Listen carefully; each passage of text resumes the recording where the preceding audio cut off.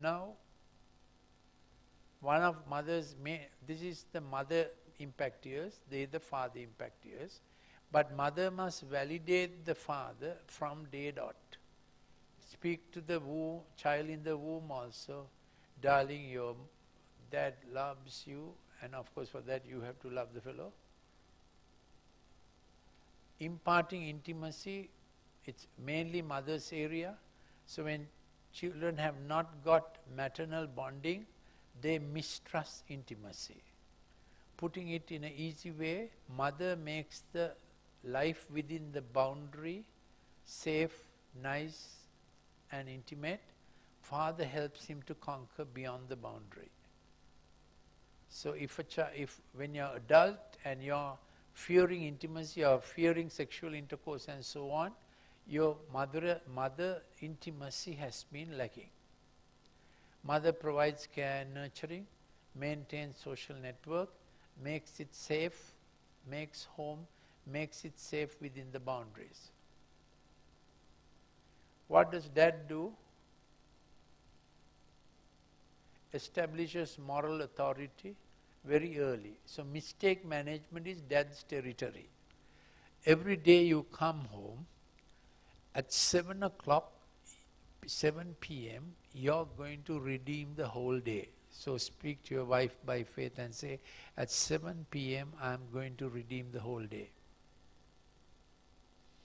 You just say to yourself, at 7 p.m. I'm going to redeem the whole day. At 7 p.m. I'm going to remember I'm kinsman redeemer. I am Boaz, your Ruth. And we are even now fostering the Messianic line. Yeah, 7 p.m. So you're coming home and you're working very hard. This may be true for a working mother. This may be true for a working dad. You're telling yourself before getting down from your car, for next 2 hours, smartphone is not my friend. Can you do that? 7 p.m. Redeeming the day at 7 p.m. No, you're going to have it, but after 2 hours. What do you say to that? Will you get shivers? Will you get smartphone withdrawal? Will you get the shakes? Smartphone. No smartphone for 2 hours. Huh? No smartphone for 2 hours. No. So you train yourself, 7 p.m. I'm home, I'm completely available for my family for next 2 hours. Can we negotiate that? So this is the harvest hour, 7 p.m. is happy hour, holy hour, harvest hour, family hour, add any other adjective and make it the hour. If you are coming home at 7:30, fix it for 7:30. Now I'm hoping that some days you are coming home before 7. Is that possible in working Australia? Yeah, I think Australia goes to sleep pretty early. Shops close at 5 p.m. other than on Thursday and Friday, I'm told. Yeah. Okay. So some days when you come home while sunlight is still on, you do some thrilling thing with your son and daughter. Mother makes it daily safe. Father has to give the next stretch and the next step as frequently as possible. Something that hasn't happened before, or something that was so good, every time dad does it, he feels, yeah. Did you understand me? It's not the mother thing, it's the father thing.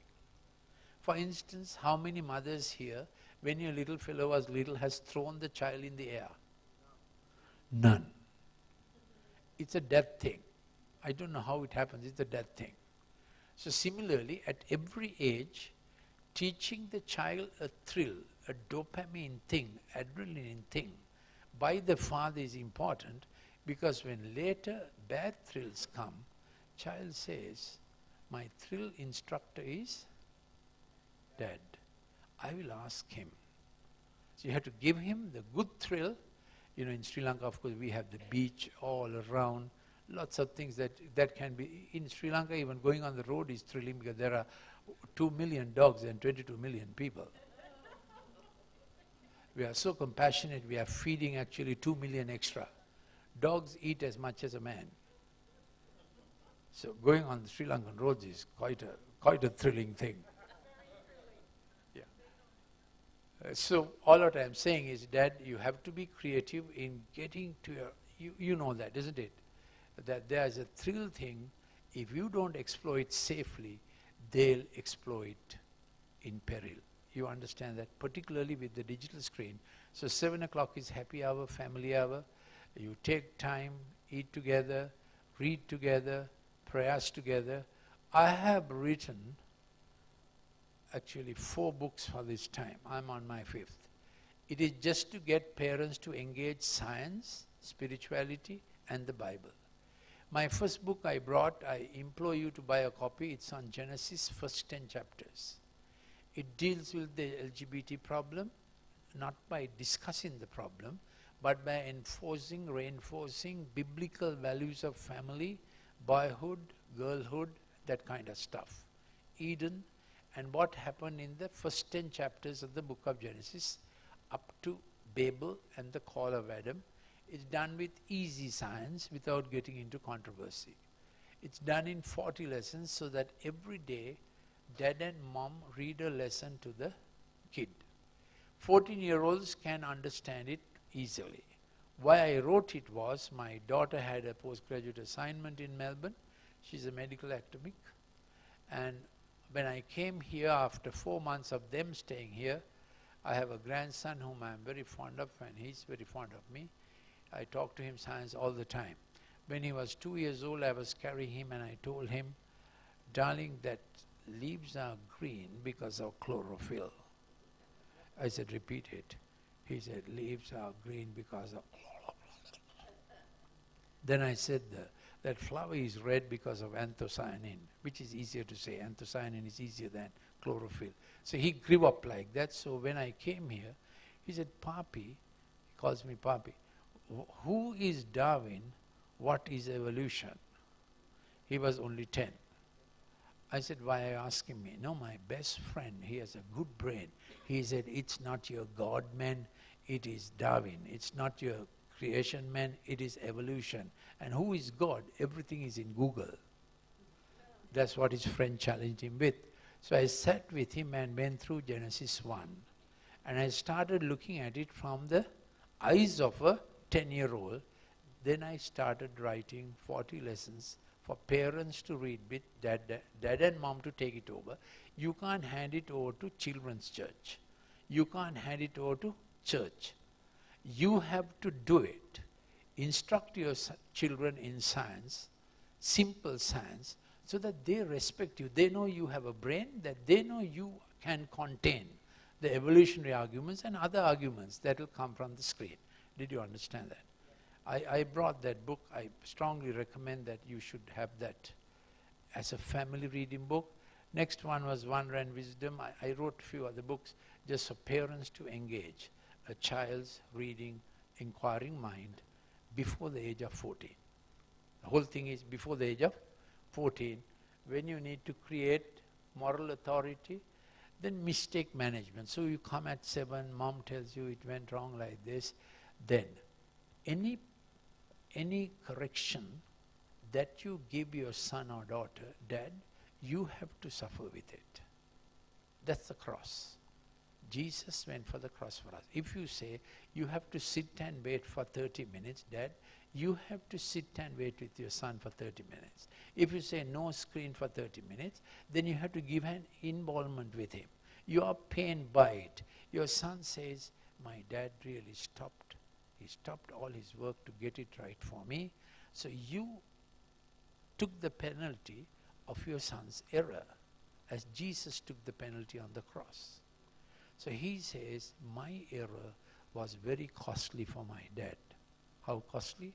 30 minutes he paid for my error.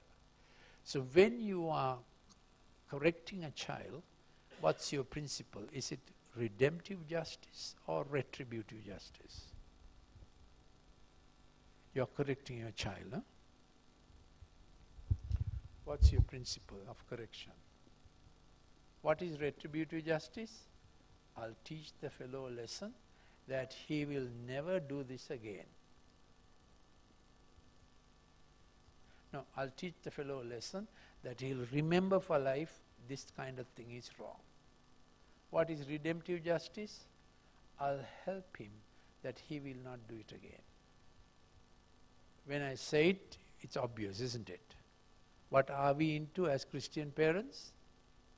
Redemptive justice. Help him that he will not go that way.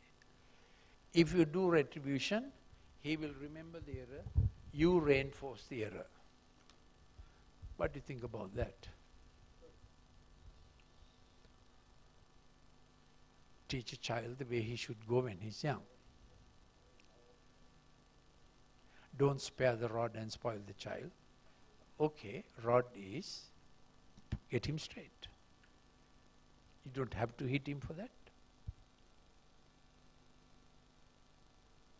If you hit him, this generation will say, so you are trying to hit me. So hit. They challenge you like that because they are in the peril-seeking, challenging generation. Then if you hit him, he will say, I did my atonement. I did wrong, Father hit me. It's equal. But I did wrong, Father suffered. That's the cross. What do you think? What do you think? You explain, I don't get, to be honest, I don't get. The child does something wrong, the father pays the price because the father has got to bear the consequences of what the son has done. And the son will see this guy bear the consequences and that will affect him. Is that what you're saying? Yeah. Meaning don't just shout at him, give a shot and expect him to become better. Sit with him, go through the pain of it. Explain. Yeah. So every day you might have to do mistake management because this generation is mischievous. They get into peril and trouble all the time if they are on the screen. Every day they dare and challenge. And they accumulate a lot of, you remember the first definition of this generation? They do nasty things. They challenge you. They are very offensive, they are reactive. There are a fight in them, isn't it? Screen teaches them. So you have to have a way of negotiating. Those 2 hours you have to invest for family. There's no other method of redemption. What do you think? Then by 9 o'clock you're gasping for your smartphone, okay.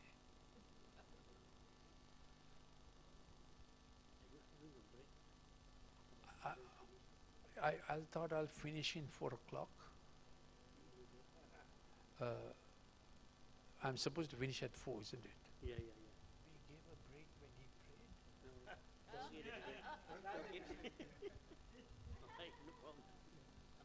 I thought sort of, yeah, sort of discuss it.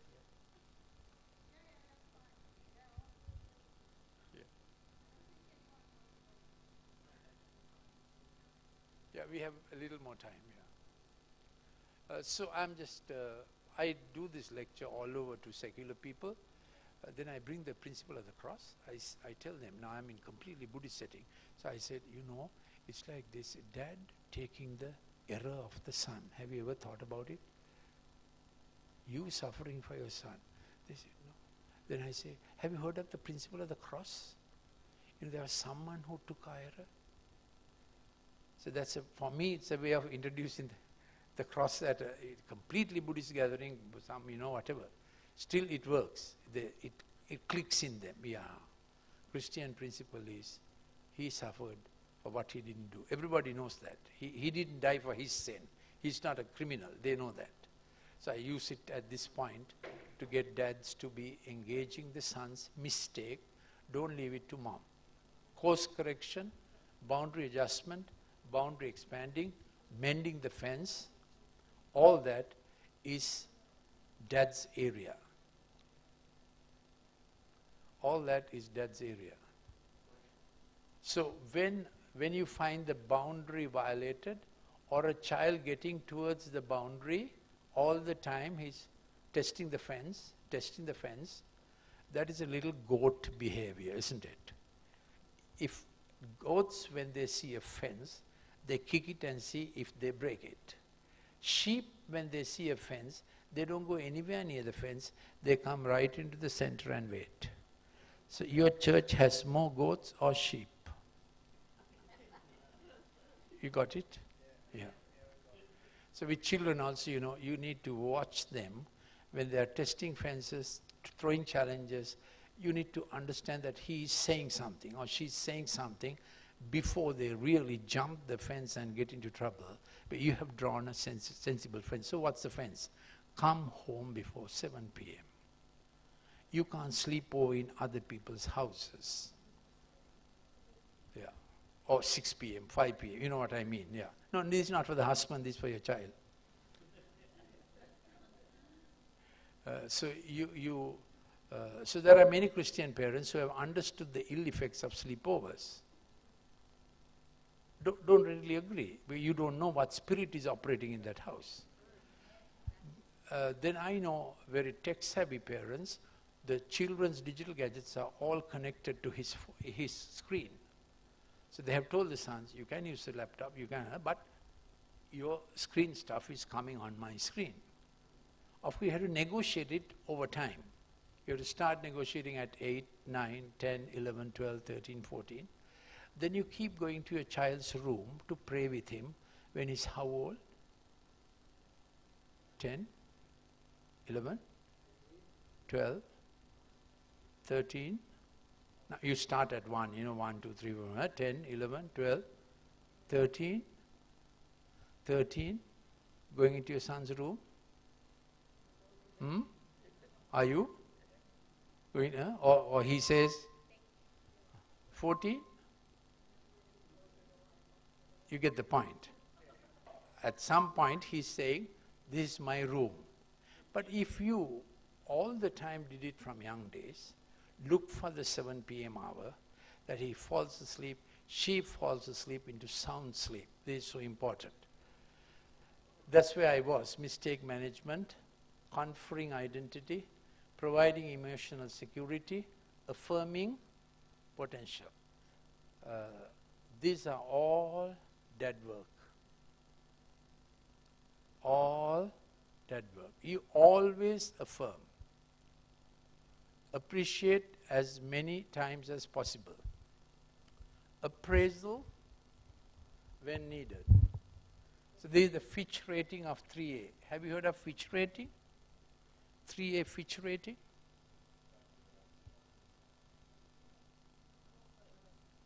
Sorry.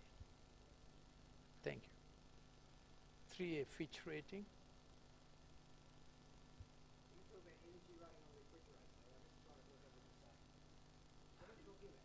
Fitch, no, F-I-T-C-H, Fitch. That's a market rating of economic status, financial status of a company?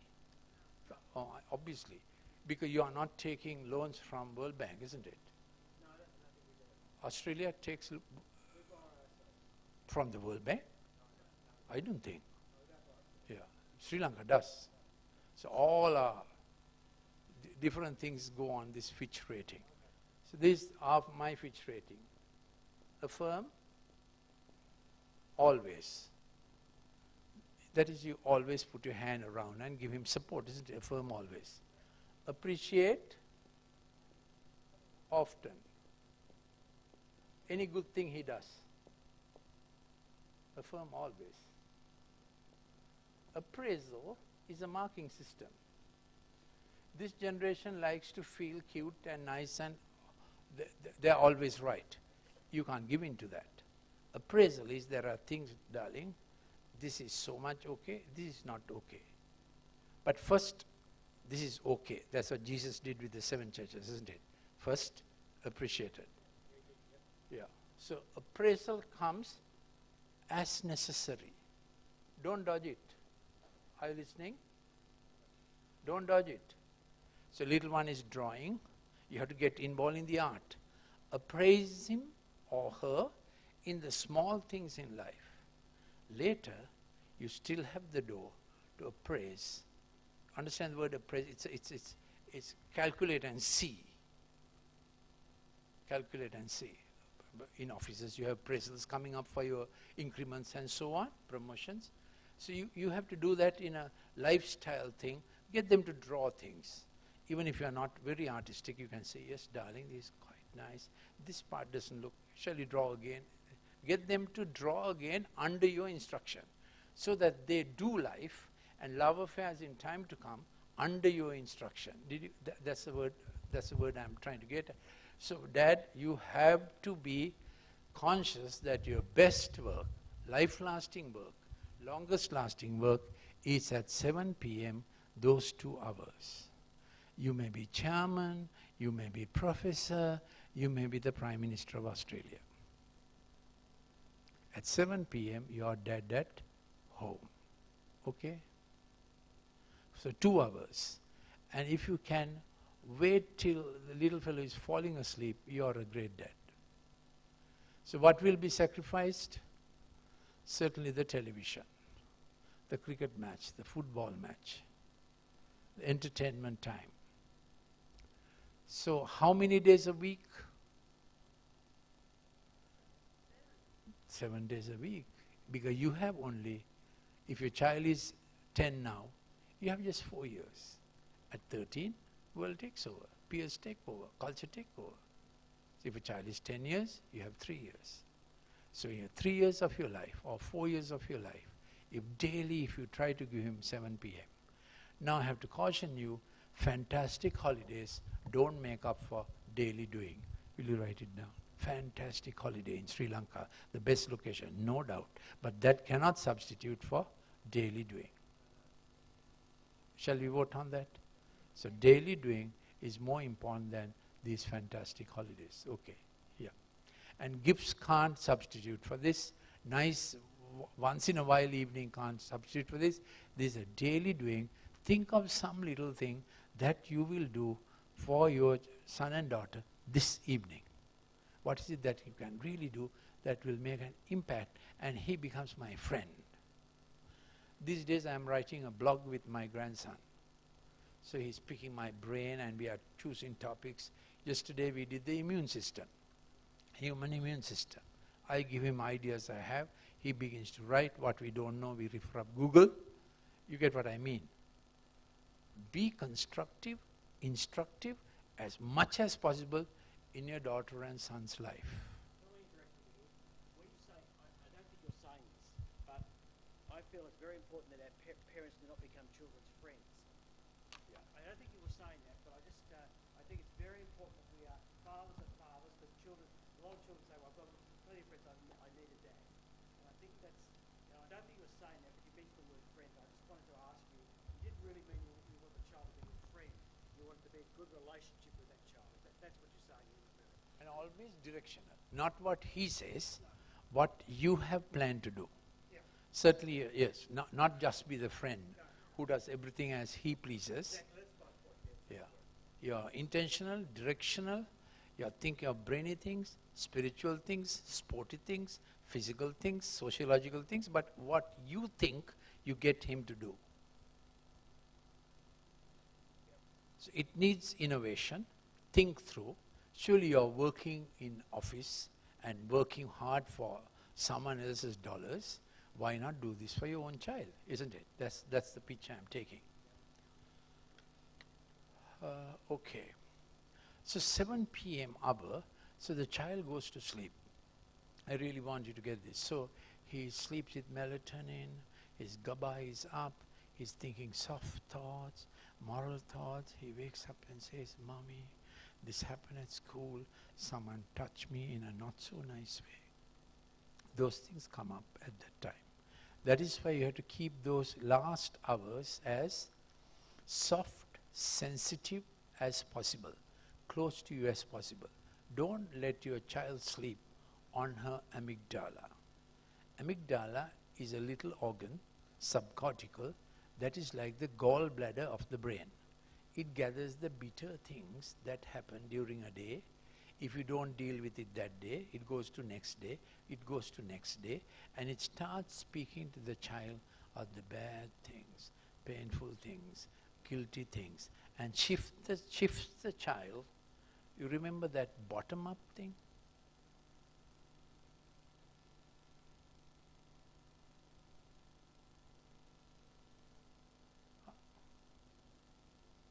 Bottom-up thing? Okay. Shifts the child to the bottom-up thing. Can you see this amygdala? That's the gallbladder of the brain. What is it collecting? Painful, perilous. I didn't like it. I want to hide it. You got that? When you don't settle it daily, it begins to fill up. And more than think and do creative, this begins to fill up. Child becomes dyspathic, crotchety, crying, tearful, reacting. Got it? To the things that did not get cleared. Okay? You understand the importance of good sleep? The child may sleep without having the physiological impact God meant them to have. So good sleep is you start dreaming at about 12:30 in the night. So that is REM sleep, dream sleep. When you don't dream, it is NREM sleep. There are 3 to 4 cycles. You dream, no dream, dream, no dream. If you wake up during a dream and if you get back to sleep immediately without looking at your smartphone, you'll again go on with the same dream. During that time, melatonin is working on your retina and on your brain, doing repair to all the cells of the brain and the retina. This is a God thing. So that child must have that sleep, you must have that sleep. Okay? And initially you will see unpleasant dreams. If you wake up with an unpleasant dream, such as what? Such as what? Obama has become president again in USA. Some terrible dream like that, yeah. Then you know that you have not had your proper sleep. All right. Yeah. So, you and your child going through this night of sleep, lot of technical stuff is involved. There's a system called the glymphatic system in the brain that works hard through your sleeping time. Cells move and remove the extra adrenaline, noradrenaline, dopamine, and you wake up in the morning refreshed. Memory in good condition. You are ready for the day. Child is ready for studies. If you don't have it, the child wakes up in the morning, crotchety, teacher is bad, shoes are bad, shirt is bad, everything is bad. You get what I mean? So they make protests and complaints because their sleep was not sound. So they may physically sleep, but yet not go through the brain restore repair project. If you keep doing these things every night, you damage your brain and you damage your retina. So LED screen is quite injurious to the retina also. So you have to minimize your LED activity after 9 p.m. For a child, I have to say after 6 p.m. So you have to get on to working on a non-LED screen if you have to work. You can't negotiate this, isn't it? So you have to remember these things. True for you, true for your child.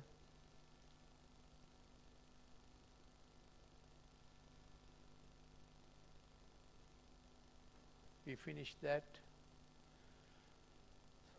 Image of God children have at 6 years old is derived from the image they carry of their own father. Absent father portrays an absent God. Disconnected father portrays a disconnected God. Permissive father portrays a permissive God. So fathers have to say yes and no to the right thing. Neglecting father portrays a neglecting God. Emotional father portrays an emotional God. We are God with skin on for our children.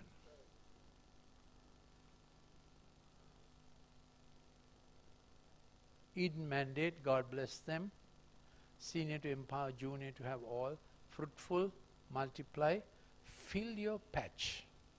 Fill your portion. There's a Hebrew word called poga.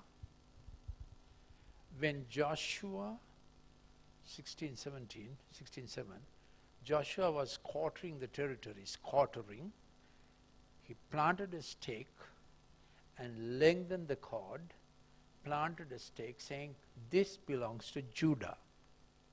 So that action of stretching from one place to the other, quartering, have you heard the word quartering? Get it under your possession. It's an old English word, quartering. Get it under your possession. So that side of the boundary is still dark. belongs to the enemy. But this side of the boundary have cleared and you have taken it from the enemy. That idea is the idea that comes in, fill your patch. With the patch, the property, the poga, our Father which art in heaven, hallowed be thy name, thy kingdom come, thy will be done on my patch of earth as it is in heaven. Now if you are an apostle, you will think of your patch of earth as your whole nation. You want the whole nation. Give me Scotland or I die, said Robert. John Knox, yeah. So that's a huge portion. But you must at least say, give me my family, give my oikos to Christ, my near household, my relatives, neighbors, my work field, whatever. You understand, isn't it?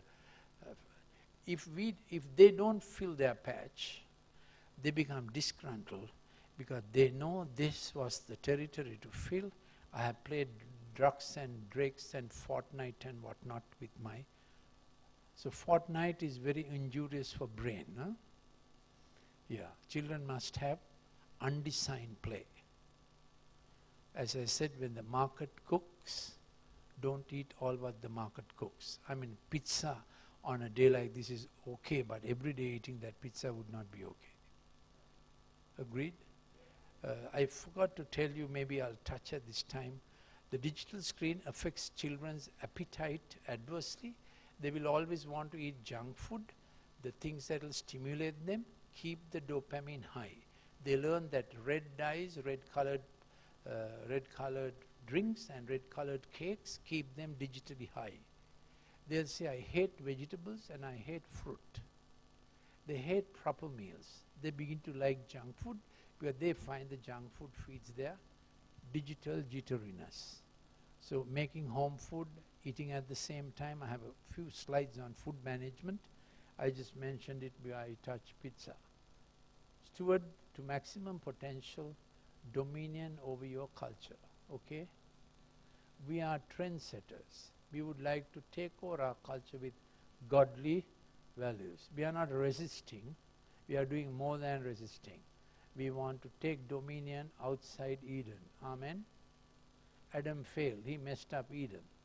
Don't mess up family, because we have to take our family values outside the family. Correct?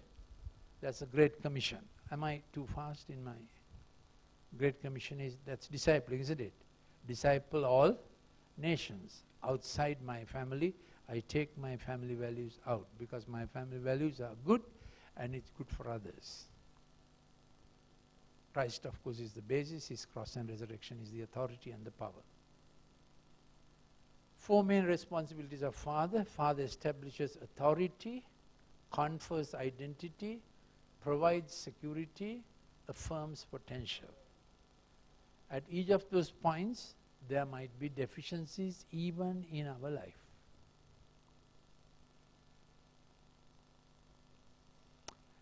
We grew up in an age we obeyed our fathers like obeying a command, isn't it? They said whatever, and we said, we said it inside, yes, we did it. Now children are not like that. Then came a stage when father was like CEO. He said, my business is providing your finances, your business is doing well with my investment, where are the dividends? Now they are saying you have to walk with the fellow as a coach does, as a trainer does. When it comes even more digitalized, you have to be like a poet. They write the poetry and you provide the rhythm. It has got so messed up. So there has to be some boundary and balance between love and authority, isn't it? Form and freedom. Francis Schaeffer wrote a lot on this, form and freedom. Freedom is good to the extent that there is a form.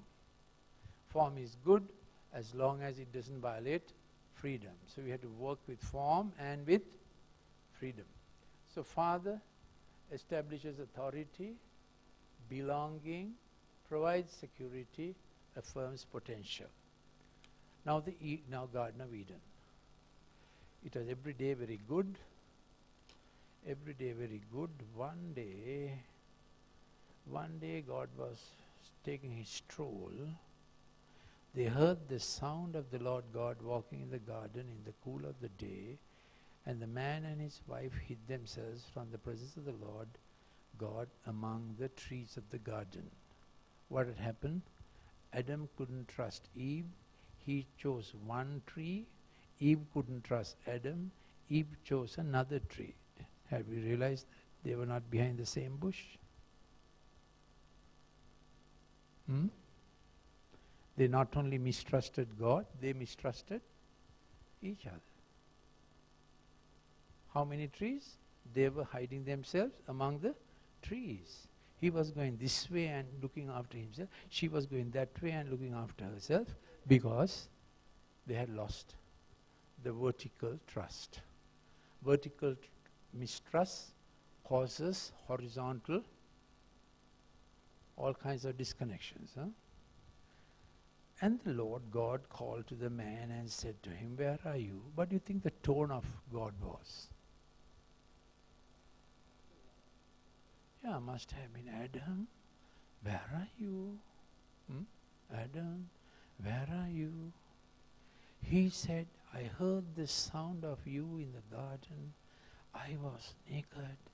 I was afraid. I was naked, so I hid myself."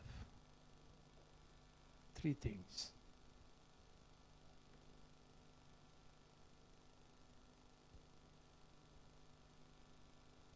What are the three things?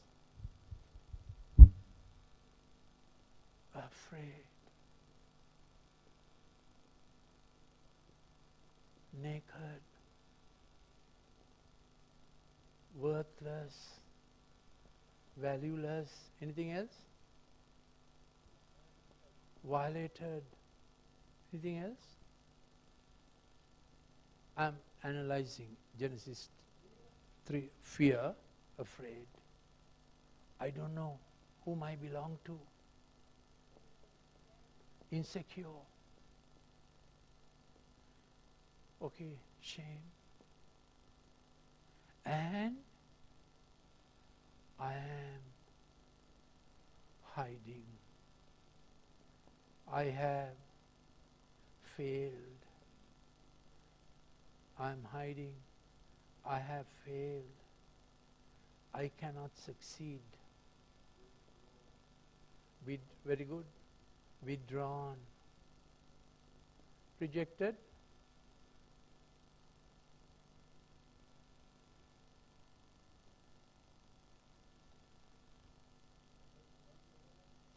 That's here. No belonging.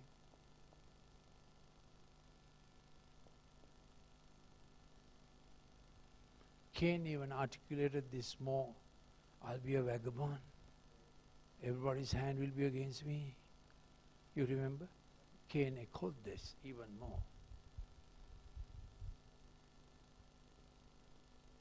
So the basic 3 egg went off. So this is how we would be without Christ. On the cross, he addressed all 3. This comes under significance. Who will want me? How do I look in the eyes of others? How do I look in my eyes? Who am I?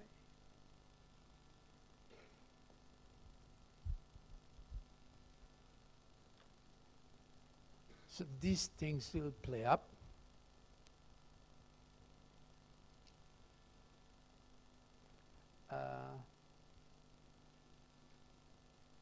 So intimacy, autonomy. When the child is 2 years old, he wants to, when he's 1 year, he's clinging to mom, mom is clinging. When he's 2 years, he puts the hands away and he wants to go try something. So you have to provide limited autonomy within boundaries. So what I advise is, part of your hall, put the sofas around and give him a little space, especially a chair he can climb without breaking his head. They want to do that and see. So he can roll back and he felt he got it there. Yeah. Autonomy, industry, that is, he wants to see what he can do. If you don't attend on it, he gets inferiority. If he's not allowed limited autonomy, he does not know what he can do. Then he develops his strengths. And he waits till dad comes home to show his strengths. This is the thing about a child. He feels, I have to show dad what I can do, what I learned during the day. So you have to provide that time. Then dad takes over more and more emotional security, discipline, validation. Core competencies. By this time he can handle his number 1, number 2, big job, small job, putting clothes and things like that. Already he's schooling. Sexuality comes at 9 years, so at 8 years, you can't keep even brother and sister without supervision. You know that? Did you know that? At 8 years, even brother and sister need supervision. They'll start experimenting otherwise. I repeat, even brother and sister, you can't just allow them to be in the room. So one good rule is no going to the bedroom till bedtime. So provide a little sleeping place in the drawing room kind of thing, sofa or whatever. Are you listening? No taking digital gadgets to the bedroom at all. Law in the house. If you're surprised by this, now high-end British boarding schools is insisting, getting parents to write before they are admitted, no digital gadgets in the dormitory. British schools, Britain is very liberal and all kinds of things, but high-end British schools are administering this, that they will not be permitted to take the digital gadget into the dormitory. Same at home, no taking digital gadgets to the room. Can you implement it? Are you scared? Are you scared? Terrible. What will the fellow say? How old is the fellow? Is he Boko Haram? He isn't it? You have to get these things going. Sexuality, identity, values, friends, choices. Dad is telling him all this because 12 years onwards, he'll be more and more influenced by peer group.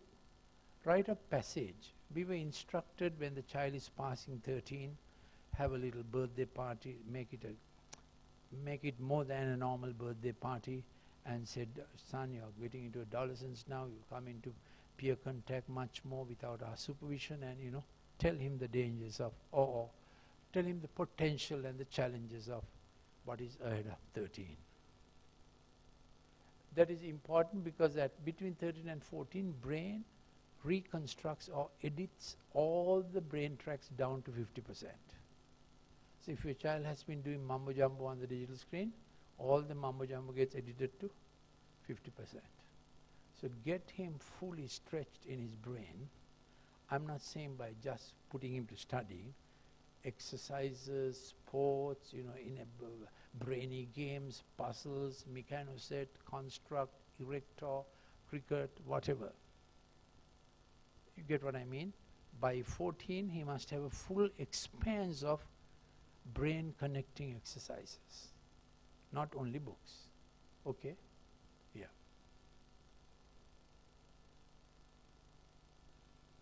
Then beyond that, by 24, 25, he needs to be set up for what his life career is going to be.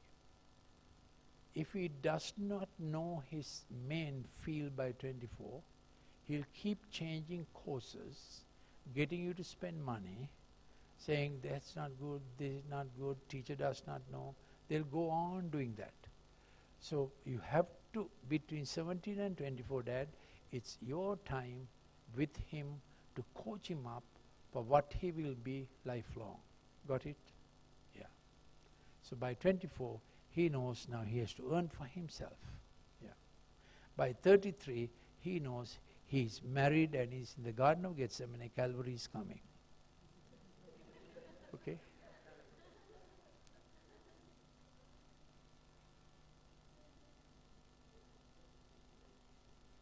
This is a longer life stretch.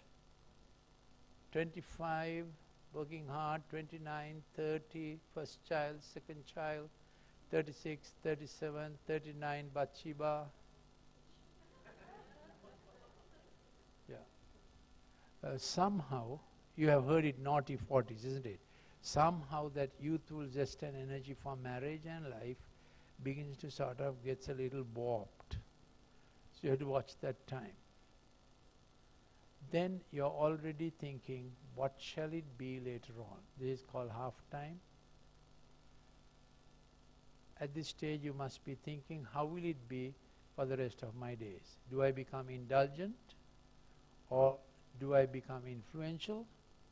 Or do I just fade off? Indifferent. What are the 3 I's? Indulgent, in the wrong direction. Influential, with more and more lives influenced. Or indifferent, fading off, just keep doing the same thing. I have to have some kitty ready for me when I'm retiring. Yeah, do some golf, whatever. Of course, that's not the way we should go. Not indifferent, not indulgent. We are getting ready for more influence. So that's about when a parent is there. Did you understand? It's a whole big thing I just mentioned slightly. Yeah, you have to think when you're 45, 46, am I doing what I want to do for the rest of my life? That's what it means. I think we have done most of what I wanted to say. This is a long, long whole day thing. There are lots of things about the digital life, food management, sleep. Maybe I'll just put this as a Genesis. Genesis knowledge is the only way to keep kids and youth centered on wonder and wisdom of God's creation and power. Digital screen cartoons and games pitch power, spook, magic in a way. It evokes the spook, unnatural in the child. Did you understand that? If we don't teach them the true supernatural, they'll get aroused to the wrong. Man is incurably religious. They'll go after wrong, the magic, the alien, the monsters, their sleep will be disturbed, Harry Potter and the whole lot. You can see the market is cashing in on the Christian absence of the supernatural. We have become so logical, so framework, the new age is coming into our children. Yeah. Knowledge of God, of wonder and wisdom and love has to be inculcated and cultivated young before the screen drives kids into repetitive spook power bully mode. The kid has to know there is no need to experiment to discover the magic of dinosaurs, aliens or monsters. God the Father has designed a world of wisdom, love and predictable order.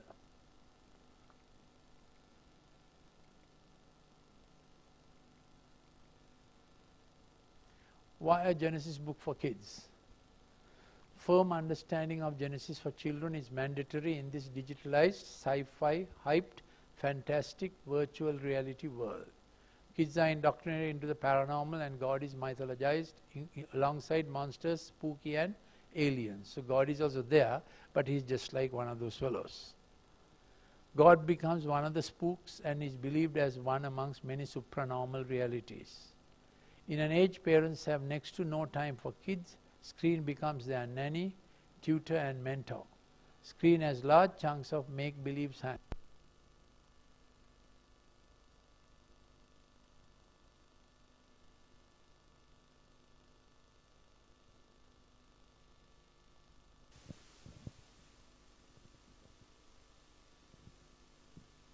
Boo. Power play of digital games create all-powerful little pharaoh who takes momentous decisions of death and life on the screen when on the game. Like God they feel. Understood? They are killing what digital games do. Digital age kids need a proper view on God and man because the screen is paranormal on both.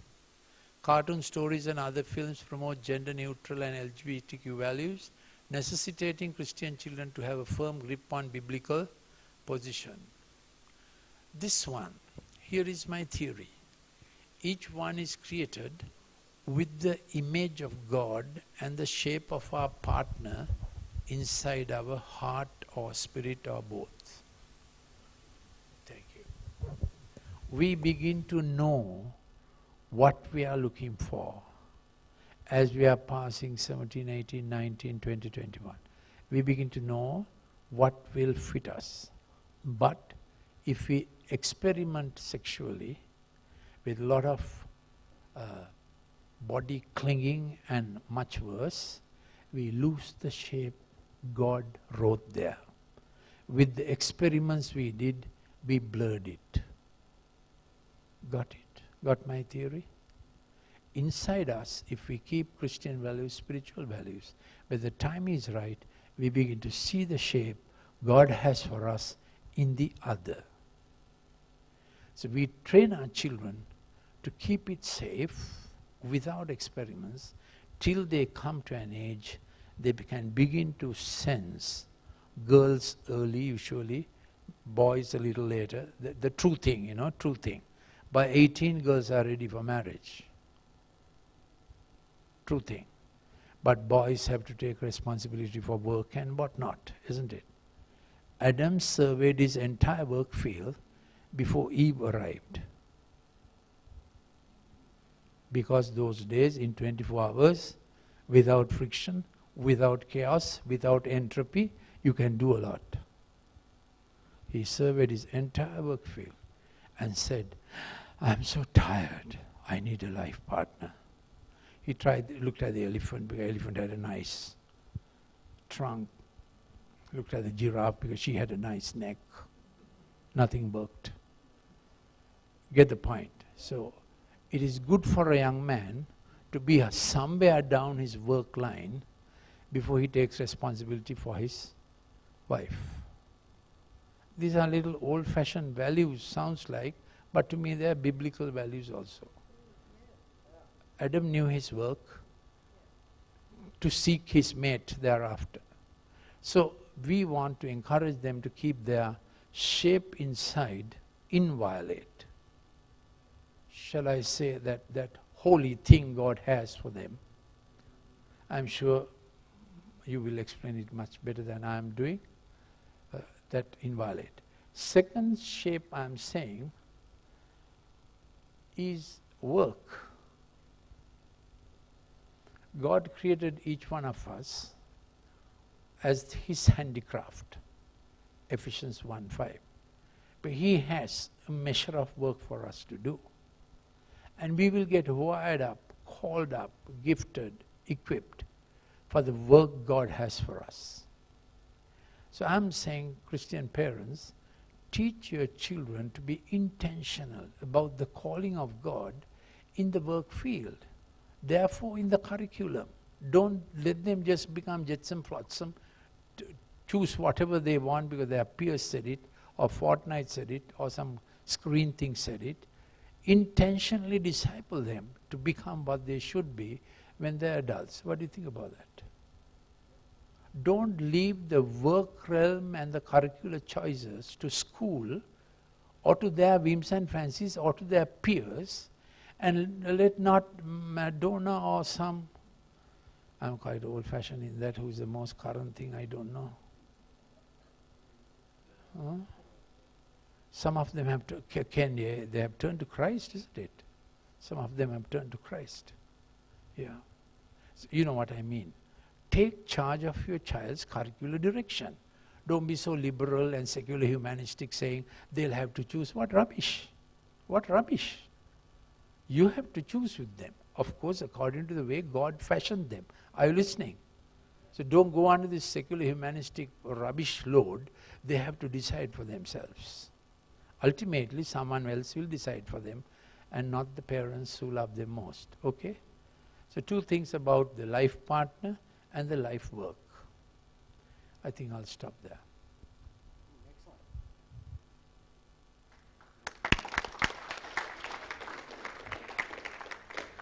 I have two books saying parenting and right